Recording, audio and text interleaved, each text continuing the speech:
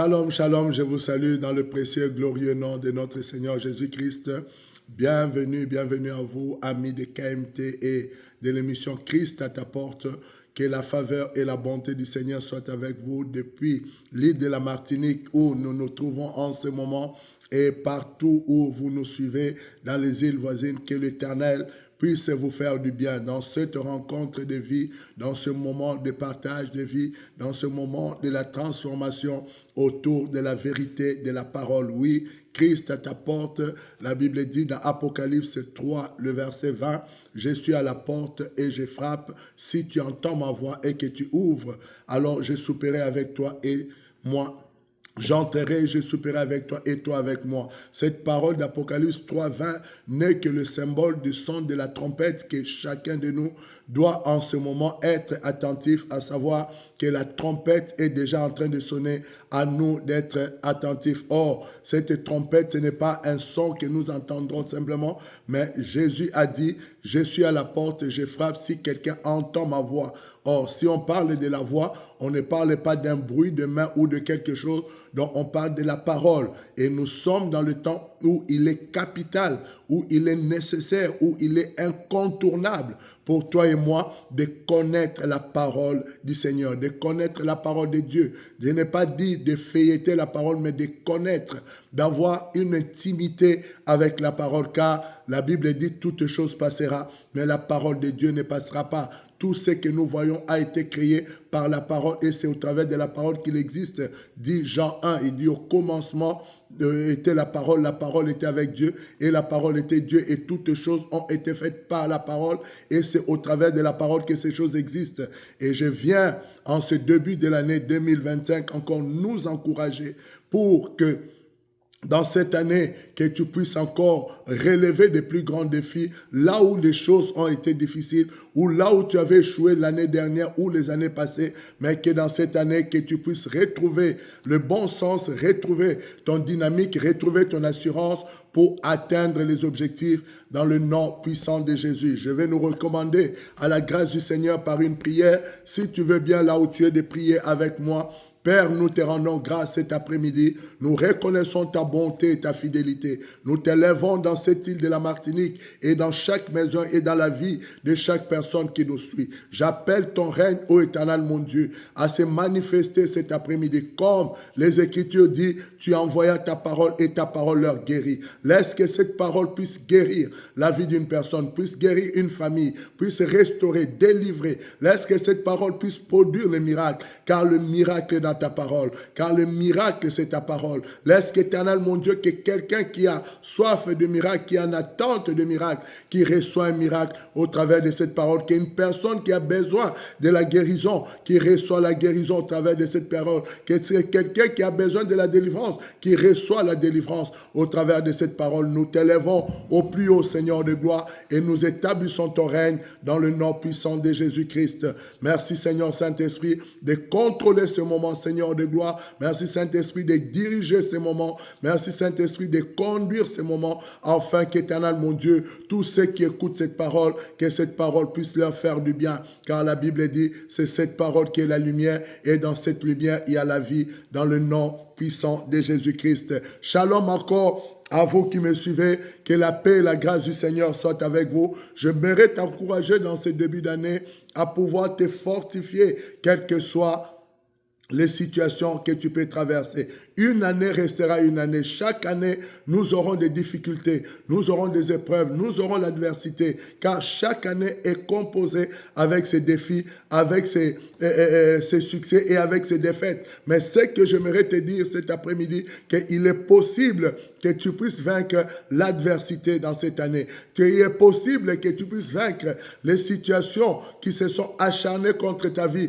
l'année dernière, qui se sont acharnées contre ta destinée des années passées. Tu peux le vaincre cette année 2025. Cela est possible, pas parce que je l'ai dit, mais parce qu'il y a un Dieu qui est capable de te permettre de pouvoir vaincre l'adversité dans ta vie au nom puissant de Jésus-Christ. Je vais prendre un texte pour nous dans les Écritures pour nous permettre à rentrer dans cette pensée, vaincre l'adversité.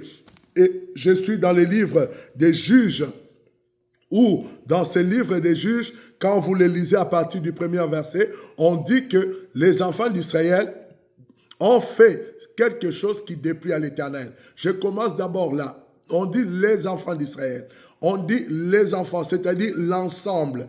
On ne dit pas une personne, mais on dit l'ensemble. En d'autres termes, cela veut dire quoi? C'est-à-dire toute personne sur la terre, chaque famille sur la terre, il y a des situations, il y a des adversités, il y a des alliances qui ont été traitées et qui amènent la destruction dans la famille. Que tu sois pour rien, que tu n'aies rien fait, mais dans ta génération familiale, tu dois être sûr qu'il y a des choses qui ont été faites aux temps anciens, au jour d'autrefois, que toi tu ne connais pas. Peut-être tu les subis aujourd'hui, peut-être c'est tes enfants qui les subissent. Crois-moi sur parole, il n'y a aucune famille sur le soleil, sur la terre, dont il n'y a pas eu de choses qui ont déplu à l'Éternel. Si la première famille qu'on nous parle dans la Bible, la famille d'Adam et Ève, a pu déjà, alors qu'à cette époque-là, il n'y avait personne d'autre sur la terre, mais ils ont pu faire quelque chose qui a déplu à l'Éternel. Alors, à combien plus forte raison, dans notre monde actuel où beaucoup de choses se passent autour de nous,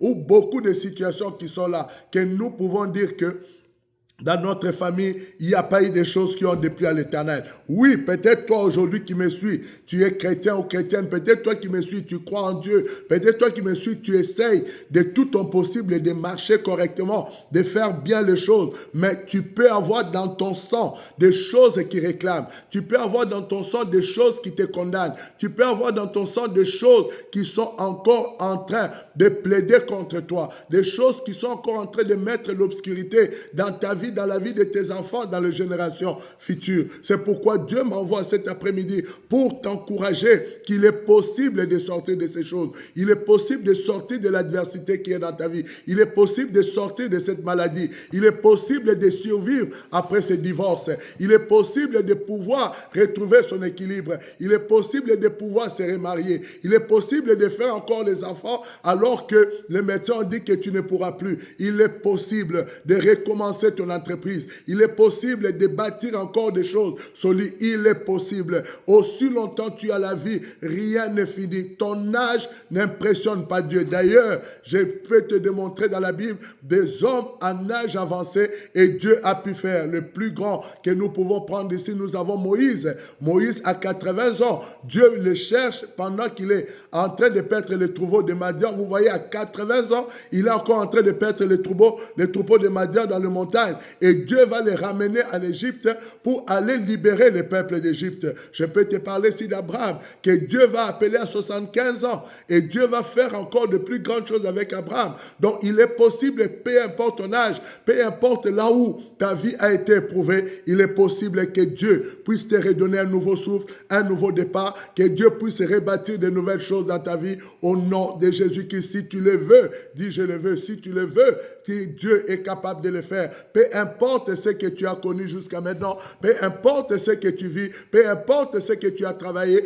je traversé plutôt, je te parle d'un Dieu qui est capable de changer toutes choses. C'est lui qui a changé l'eau sale qui servait à la purification à un bon vin. C'est lui qui a pu engloutir toute l'armée de l'Égypte dans la mer Rouge.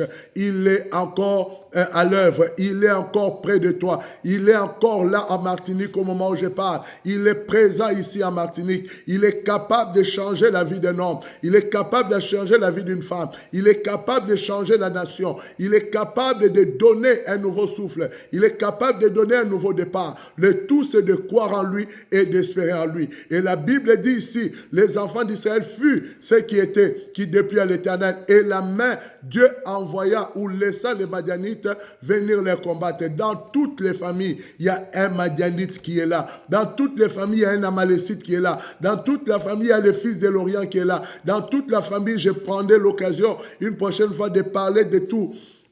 Ces peuples pour voir qu'est-ce que ça représente véritablement dans notre vie sur le plan spirituel. Je ferai tout un enseignement sur ça, même sur plusieurs mercredis, pour nous montrer, quand on parle des Amalécites, quelle est leur représentation dans notre vie, dans l'état actuel. Car tout ce qui est écrit dans la Bible, les Écritures disent que c'était l'ombre des choses à venir. S'il y a eu des Madianites à l'époque d'Israël, à l'époque des juges, il y a encore des Madianites à notre époque, mais ils sont sous une autre forme. Il faut maintenant savoir c'est qui les Madianites, c'est qui les Amalécites, c'est qui les fils de l'Orient dans notre génération. Mais ce n'est pas notre thème du jour. Notre thème du jour, c'est de vaincre l'adversité. Alors, la Bible dit la main des Madianites, ces paysans, était en train de combattre les enfants d'Israël. Et les enfants d'Israël furent très, très malheureux. Je ne sais pas qu'est-ce qui te rend malheureux en ce moment. Je ne sais pas qu'est-ce qui rend malheureux à ton foyer, à ta vie, à la vie de tes enfants. Mais il y a possibilité de sortir de cette situation. Et là, quand nous lisons verset 8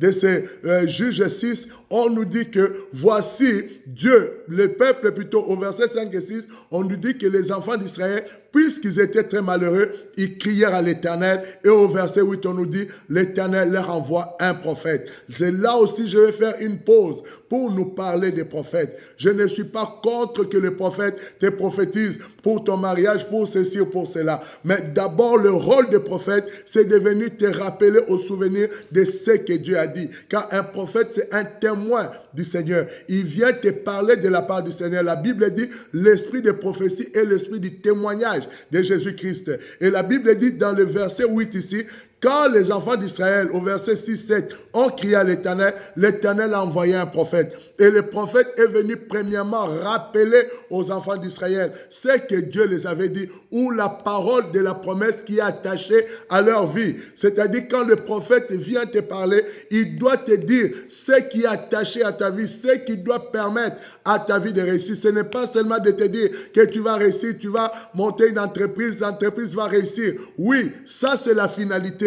Mais avant que tu montes l'entreprise, quels sont les préalables à faire? Quelles sont des choses à abandonner? Quelles sont des choses à laisser? Le prophète doit d'abord, premièrement, te dire ça pour te permettre à te positionner à la volonté de Dieu. Parce que ce qui amène à ce que nous puissions vaincre l'adversité, premièrement ici, c'est de pouvoir trouver la parole de Dieu face à cette adversité. Quelle est ce qu'est la parole de Dieu? Ils sont malheureux et le prophète vient leur dire qu'est-ce qui leur rend malheureux. Ce qui leur rendait malheureux, ce n'est pas les Madianites.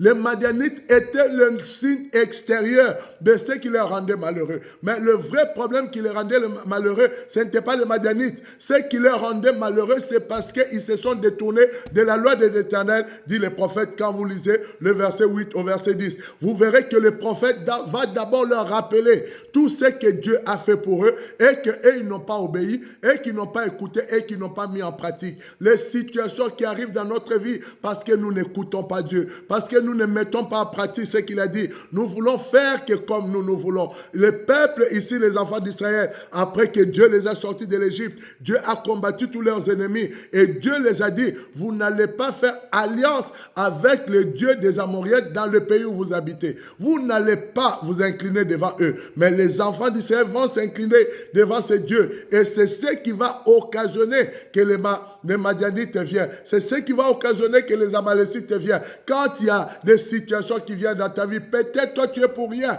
mais qui avait déshonoré Dieu dans ta famille? Qui avait enlevé les lois de l'Éternel dans ta famille? Qui avait contredit les lois de l'Éternel? Qui a fait ce qui a déplu à l'Éternel? Et qu'aujourd'hui, toi tu subis cela dans ta santé, dans tes finances, dans la vie de tes enfants. Oh, je parle à quelqu'un qui dit, ça doit s'arrêter avec moi. Que quelqu'un dit, cette situation où cette adversité doit s'arrêter avec moi. Il n'y a pas de hasard dans la vie. Ne pense pas que ce qui t'arrive, c'est un fruit de hasard. Il n'y a pas de hasard dans la vie. Quand quelqu'un te dit que non, c'est un hasard, il n'y a pas de hasard. Tout ce qui se passe dans la vie d'une personne est programmé quelque part. La Bible dit ce que nous voyons visiblement provient de ce qui est invisible. Quand vous lisez dans le livre de Hébreux 11 au verset 2, la Bible 3 plutôt, la Bible dit nous reconnaissons par la foi que les choses visibles proviennent des choses invisibles. Tout ce que tu vis dans le visible provient du monde invisible. C'est-à-dire,